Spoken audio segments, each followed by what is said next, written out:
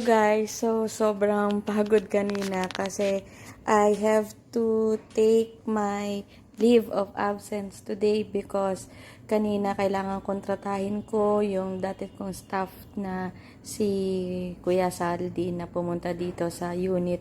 Kasi yesterday, paggising ko, biglang nawalan ako ng power dun sa 5 outlet ko.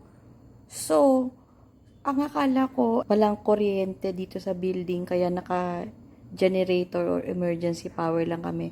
Nung chinek ng maintenance dito, sabi nila okay naman daw yung panel board, yung breaker, so baka daw yung mga outlet ay nag-loose. Luckily, Kuya Saldi is rest day today. So, yun. So, wala na akong problema. A few inches later.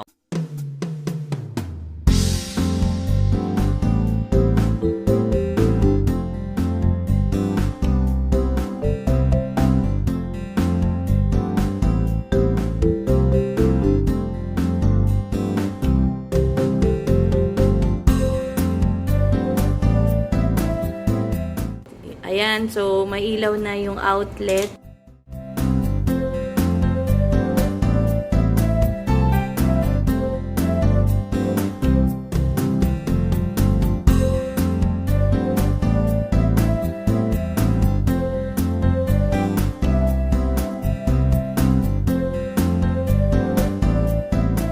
So, wala na akong problema.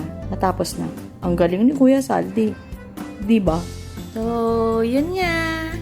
So, iisipin natin ang mga bagay-bagay na nangyayari sa atin ay hindi binigay sa atin just because it has to happen. Sometimes, it really needs to happen because something needs to happen. Sana naiintindihan nyo. Yan muna sa ngayon.